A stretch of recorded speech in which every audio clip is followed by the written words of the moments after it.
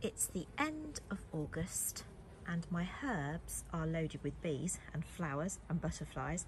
They need to be cut back, and I've cut back quite a few of them, and I'll show you what I've done with the cuttings up in my outside room there. So I've brought you up to the outside room, lit the fire and some of the candles. I've been very careful because candles and dried flowers don't really mix. And I'm going to show you all the flowers that I dry from my garden, but also from my mother-in-law's. So I thought, first of all, I'll take you over to my mother-in-law's, just show you quickly around her garden. I'll do a proper video one day and show you what I actually have got from her garden in past years and some new ones that I'm trying out this year too. Okay, I am at my mother-in-law's house, which is much older than mine. I think it's 1600s, and this is just a little taster, her front border, with all the cottage garden plants in, a few poppy heads. Now, my mother-in-law is really good to me, and she gives me lots of her baby plants and also keeps lots of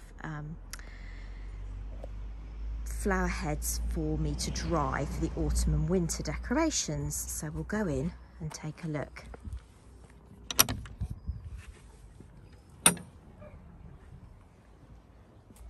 So this is the kitchen garden, and as you can see, she's growing lots, with my father-in-law, lots and lots of vegetables and also flowers.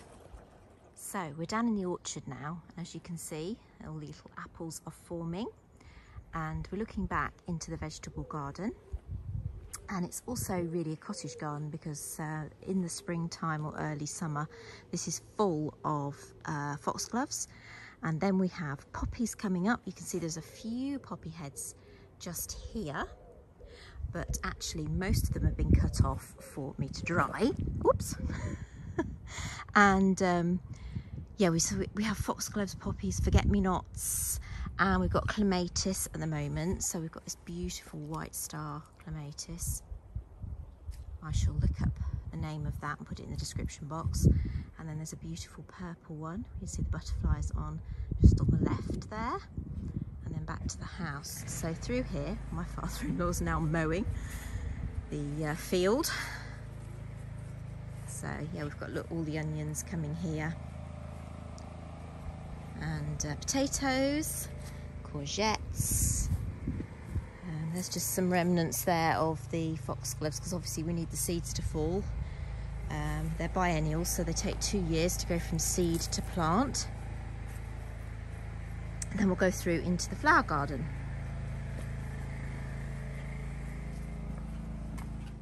And now we go through into the main flower garden, which is always looking amazing. It doesn't matter what month of the year I come, it's always looking amazing. Now, it is a bit sunny, so it does wash out a lot of the colours, but we've got a lot of marigolds, bright oranges.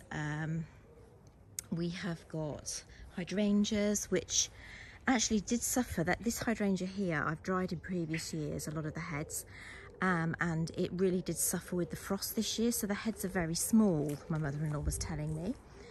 We've got buddleia up there, just at the top. And then we're going to do an experiment and try drying this Russian sage and see how that dries, because it really is a stunning architectural flower, and I would love to see if that dries. Something else that we tried last year, which worked really well, are these small alliums. The bees are still really enjoying them, as you can see. They dry really, really well. So all of those are going to be kept for me. We've also cut some love in the mist, if I can find some, because we have actually taken quite a lot. Here we go. The seed heads from the love in the mist. We're trying to dry those, and I may spray them, I may not. We'll just see what they end up looking like. And what else have we taken? We've tried something else as well as an experiment. Oh yes, cotton lavender. So I have cut some bunches of the cotton lavender. I'm going to take those home and see if they dry out and keep any of their colour, or whether they just go black. And I will let you know how they come on. Yeah, so we have poppy heads mainly, hydrangeas, the dried allium heads, with trying the Russian sage and the lavender mist. And then I have seen somewhere that you can dry sunflower heads. So I'm going to actually try some of mine at home and see how they look. But yeah, it really is the most stunning garden. I'll just take you back this way and you can have a look back up towards the house.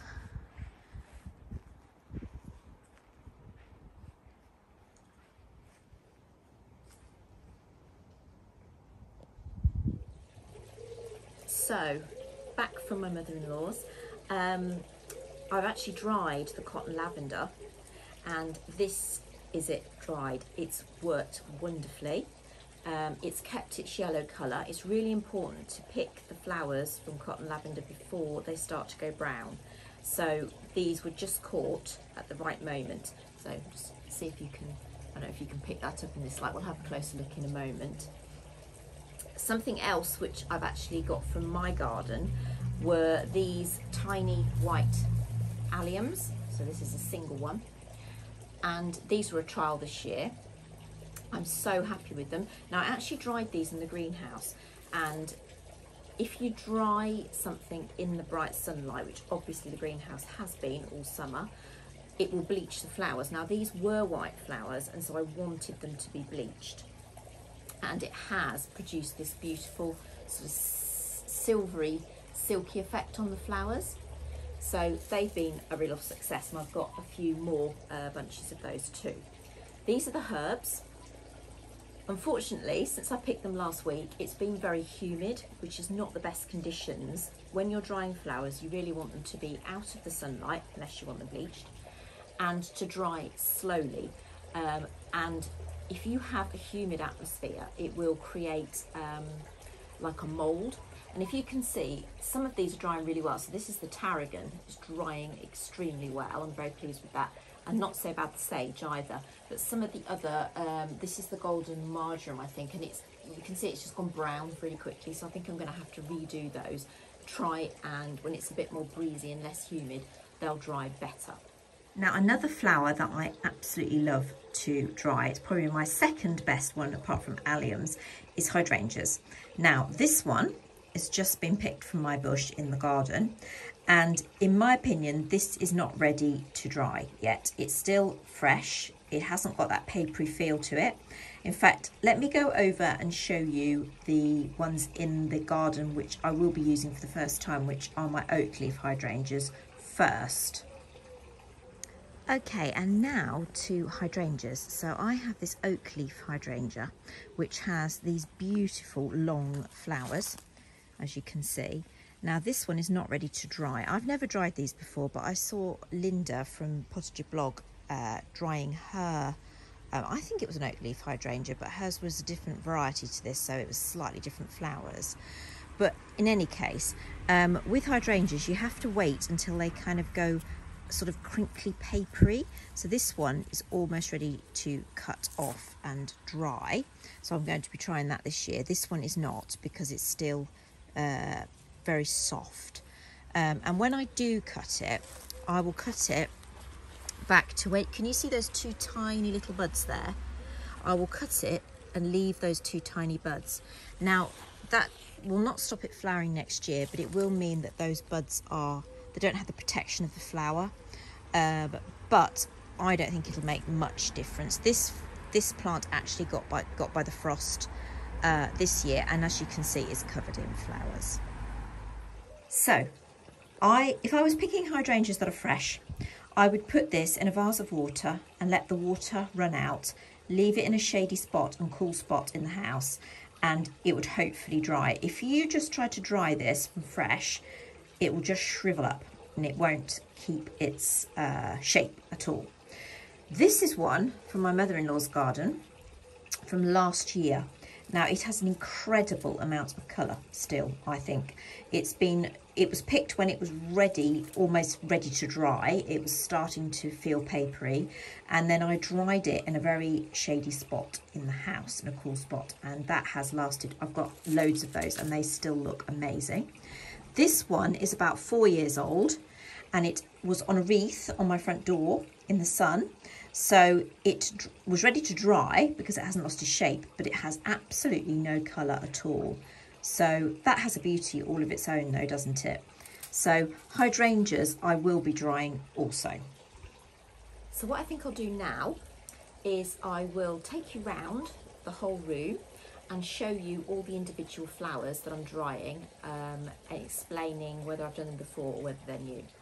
Okay, let's go into my outside room. Now this outside room was finished last summer, and there is a blog on how I did it, so I will link that in the description box if you want to have a read.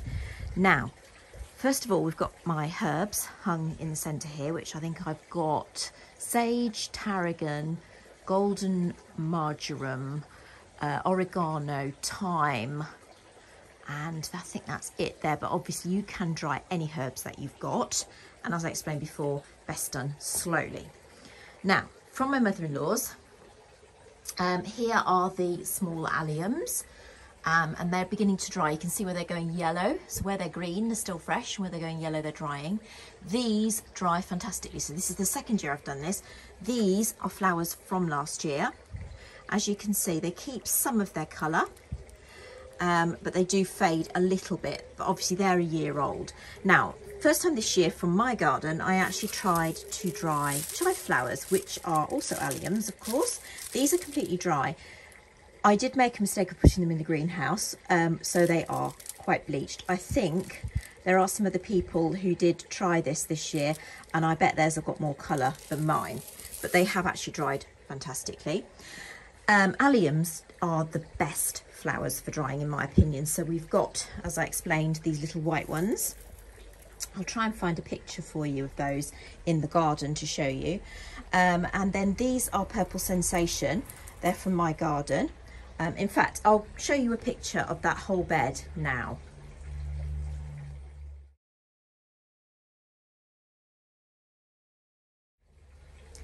And then I've just got a couple of the larger alliums. I'll put all the proper names in the description box, as I always do, because I can't think of them. I'm terrible with plant names. These are the ones with the like little stars, but they're much larger, and I think these are beautiful sprayed as Christmas decorations.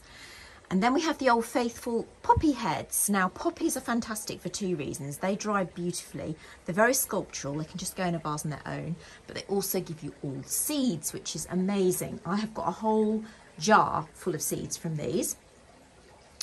Obviously lavender. There's my lavender wreath that I made in the other video. If you want to go back, there's a video on my lavender. I've got more there drying in a basket. Now this I wanted to show you. This is a wreath that I made a year ago from dried materials. Now this is faded, so it was very pink. In fact, I will find a picture now to show you of this when I made it.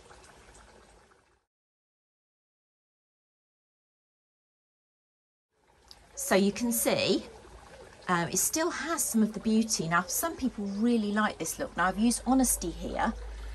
There's some really dried things, so I'm going to redo this year, but I've just kept it because I couldn't bear to take it apart, to be honest. So Honesty is another fantastic dried flower. So it is purple.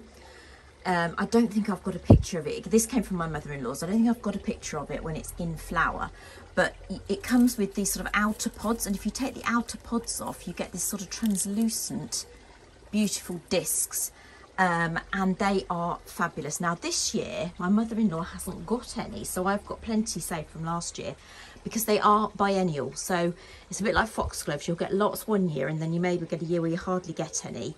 And then again, the seeds from 2 years before will produce plants 2 years on. So that's basically what I've got in here. And let me just show you the table. So the table, we've got the cotton lavender, which I promised you a closer look at. So there we go. As you can see, it's kept its yellow colour really well, and I'm not sure what I'm going to do with that yet, but I have some really interesting ideas of what to do with these flowers. Oh, there's one more I haven't shown you, which is the Love in the Mist, which is over here. Hopefully I'm getting some more of that, which was from my mother-in-law's, if you remember on the video. That dries, and it's sort of, if you get a close-up, it's really sculptural.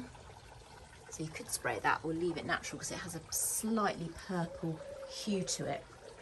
So yeah, as I said, I have got some lovely new ideas of things to make with dried flowers. So if you want to dry your own, whatever you've got, and hopefully I'll give you some ideas of what to do with it.